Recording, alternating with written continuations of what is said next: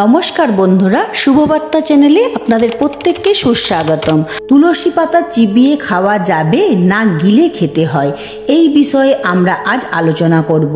তো এই সম্পর্কে অনেকেই বলে থাকেন যে চৈতন্য চরণামৃতে উল্লেখ আছে, অন্ত্রলীলায় যে তুলসী সেবন করে চবন উপবাস না, এখানে তুলসী চিবিয়ে খেতে বলা হয়নি। এখানে কি চবন করতে বলা হয়েছে? সেটি হচ্ছে অন্ন প্রসাদ, কৃষ্ণ প্রসাদ।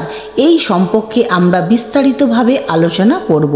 অনেকেই অপব্যাখ্যা বা ভুল ব্যাখ্যা প্রদান করে। তুলসী পাতা গ্রহণের মাহাত্ম্য সম্পর্কে আলোচনা করব। এই সম্পর্কে আমরা বিস্তারিত জানব। আপনারা আমাদের সাথে থাকুন। তুলসী পত্র বা পাতা গ্রহণ করায় অনেক মাহাত্ম্য আছে। শাস্ত্রে উল্লেখ রয়েছে, এই বলা হয়েছে তুলসী পত্র গ্রহণ করেন সেটি ভগবানকে নিবেদিত হতে হবে। ভগবান নিবেদিত নয় তা গ্রহণ করলে অপরাধ হয়।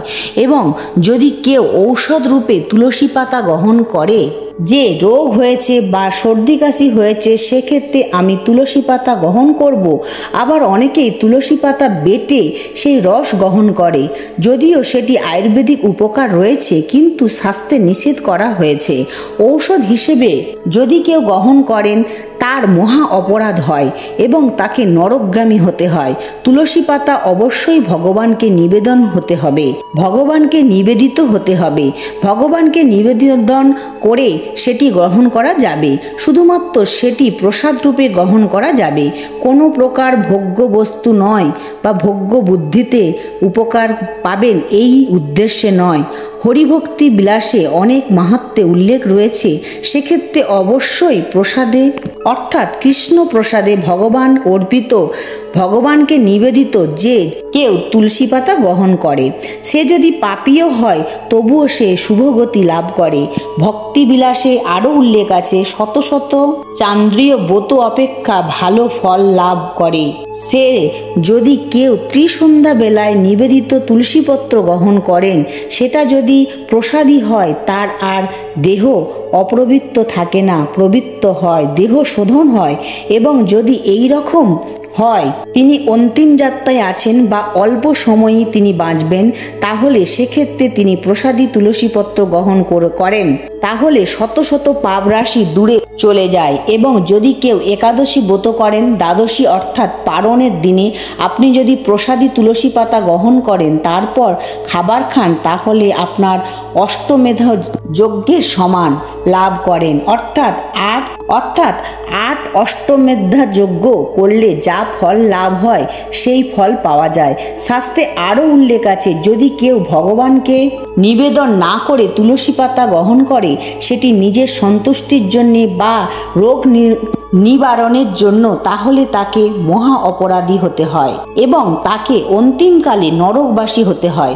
তাই ভগবানকে নিবেদন না করে তুলসী পাতা গ্রহণ করা যাবে না। যখন বাড়িতে বা মন্দিরে ঠাকুরের পুজো হয়, রাত্রিতে ঠাকুরকে শয়ন দেওয়া হয়, তখন ফুল ও তুলসী পাতা সরিয়ে দিতে হয়। সেই তুলসী পাতা আপনি গ্রহণ করতে পারেন।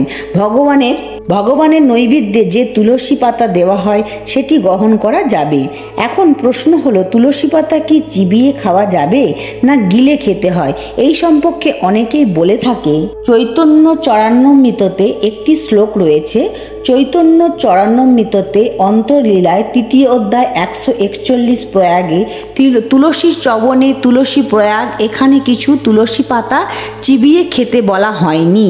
প্রথমে বলে রাখি, হরিদাস ঠাকুর তিনি যে প্রতিদিন 3 লক্ষ নাম জপ করতেন, তাতে ব্যাঘাত ঘটানোর জন্য সেই সময়কালের জমিদার ছিলেন। সেই সময়কালের তিনি বেনাপুলে অবস্থান করতেন এবং পাতার কুঠিরে বসবাস করতেন এবং তুলসী মায়ের সামনে 3 লক্ষ নাম জপ করতেন এবং প্রতি মাসে 1 কোটি নাম জপ করতেন। সেই ব্রত ব্যাঘাত সৃষ্টি করার জন্য রামচন্দ্র খাঁ তখনকার জমিদার ছিলেন, তিনি বৈষ্ণব বৈদিশ্য ছিলেন এবং তিনি লক্ষ্যহীরা নামে এক পতিতাকে ওনার পিছনে ধ্যান ভাঙানোর জন্য লাগান, কিন্তু তা না পেরে তিনি নিজে ভক্ত পরিণত হয়। তুলসী সেবনে চরণা উপবাস, এই কথার মানে হলো তুলসী দেবী চারিদিকে ঘোরা, ধ্যান করা, জলদান করাকে বোঝানো হয়েছে। চবন উপবাস বলতে এখানে কি বোঝানো হয়েছে? শ্রী প্রপাত খুব ভালো করে বুঝিয়েছেন। চবন বলতে এখানে ভিক্ষালব্ধ অন্নকে বোঝানো হয়েছে। ভিক্ষালব্ধ মানে প্রতিদিন তিনি ভিক্ষা করে যে চাল পেতেন সেটি তিনি চবন করতেন। এখানে তিনি তুলসী পাতা চেবাতেন সেটি কিন্তু নয়, তিনি ভিক্ষা পেয়ে খেতেন এবং যেদিন তিনি ভিক্ষা পেতেন না সেদিন তিনি উপবাস করতেন।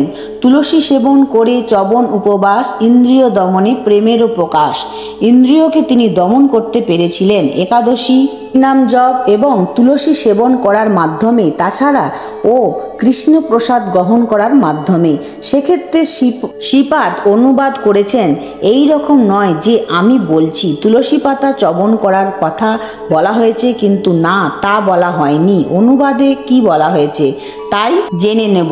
তার গুরুদেবের প্রদান অনুসরণ করে যেহেতু লক্ষ্য হীরা সে পতিতা ছিল, নামাচার্য হরিদাস ঠাকুরের নিকট তিনি শিষ্যত্ব গ্রহণ ছিলেন। তিনি ঠাকুর হরিদাস ঠাকুরের নির্দেশ অনুসারে প্রতিদিন হরিনাম জপ করতেন, তুলসী দেবীর সেবা করতেন, প্রতিদিন তুলসী গাছে সেবা করতেন। তারা গুরুদেবের নির্দেশ অনুসারেই প্রতিদিন ভিক্ষা করে অন্ন চবন করে জীবন ধারণ করতেন লাগলো। সেদিন ভিক্ষা করে কিছু পাওয়া যেত না, সেদিন সে উপবাস করত। এর ফলে তার ইন্দ্রিয় দমন হলো, তার হৃদয়ে কৃষ্ণপ্রেম উদয় হলো। অর্থাৎ আমরা বুঝে গেলাম তুলসী চবন নয়, তুলসী পত্র চিবিয়ে গ্রহণ করবেন না, গিলে খাবেন, সেটা আপনার সুবিধে অনুসারে। অনেক সময় দেখা যায় তুলসী পাতা গিলে খেলে গলায় লেগে যায়, তাই আপনি যেভাবে স্বাচ্ছন্দ্য বোধ করবেন সেভাবেই খাবেন, কিন্তু ভগবানকে নিবেদন করে খাবেন। অনেক ভালো থাকুন, ধন্যবাদ।